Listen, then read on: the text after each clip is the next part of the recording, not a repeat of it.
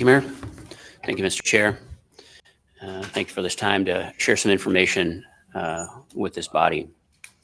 When I took over as Chief of Police July 1, I had about an 18 to 24 month plan to address just continual improvement, whether it be technology, whether it be training, whether it be policies. I understand that when we have significant events in the community, that's a catalyst to try to compress that time frame so that we can quicker respond to some of the requests of the community. My perspective comes from the idea that modern police departments require a combination of advanced technology, comprehensive training, and community engagement to be truly effective. Cutting-edge tools such as body-worn cameras, drones, and sophisticated data analysis software can enhance transparency and efficiency. Additionally, continuous professional development ensures that officers are well-versed in the latest law enforcement techniques and cultural competencies. I view the police department as something that has to ever be changing, and we constantly monitor ourselves and challenge ourselves to have the latest policing techniques, the latest technology, so that we can provide the best services.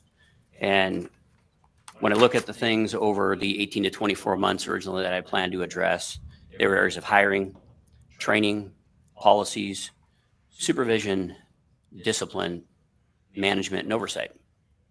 Now, we've already started some of those processes. We've implemented some things already. And this is a reflection, again, on the continuous improvement of the police department, not a reflection of a long list of things that we think we are doing improperly or poorly, but those steps we need to do to make sure that we provide those best services. If we look at some of the things that the police department is doing in terms of policy development and some of the best practices around the country, by and large, we've already implemented some of those strategies. Our use of force policies were updated in October of 2023, and we've added new elements of de-escalation, policy requirements to try to reduce the use of force, and those things will continue into the future because we have more work to do, and we always do. As we get more technology, we will analyze the technology that's available to us and then work through a process to implement that technology.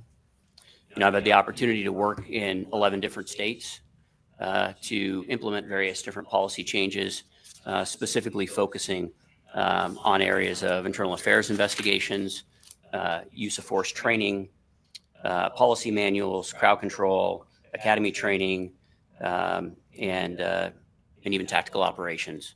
And so that experience is what I bring into the development over the next several years so that we're in line with what we're seeing around the country.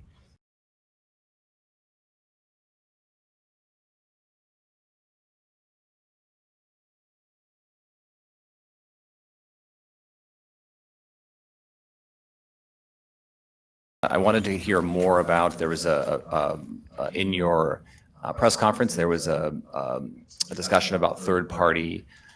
Can you tell us more about what that would look like, what your time frame is for that?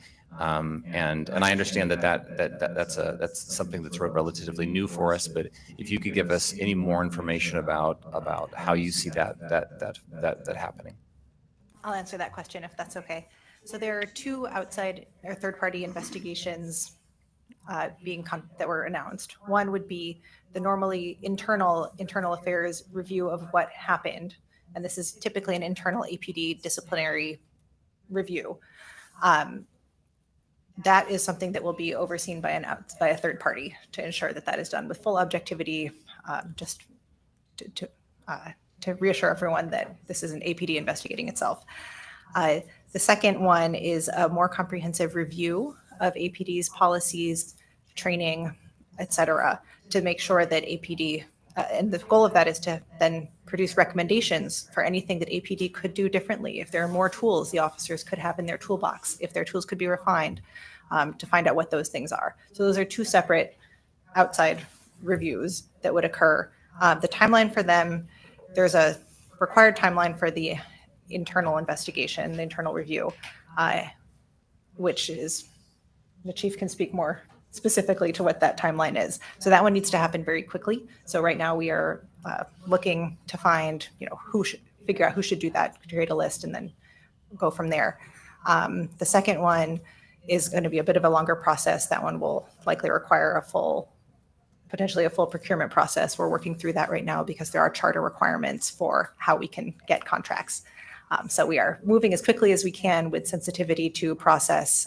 There will also be aware that there might be a desire for, or there definitely is a desire for community input into one or both of those, but outside third parties might be.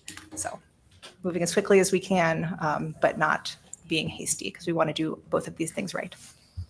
Okay. Chief, do you want to add anything to that? Yeah, so just to remind the body, there's two investigations that happens, and one happens first, and then the administrative investigation, which addresses your question, is second. So once the Office of Special Prosecution completes their investigation, then we're allowed to start our administrative investigation, and that investigation time is 45 days. So from the time that we get word from Office of Special Prosecution, we have 45 days to complete the investigation. So that compressed time schedule that we're talking about is that window.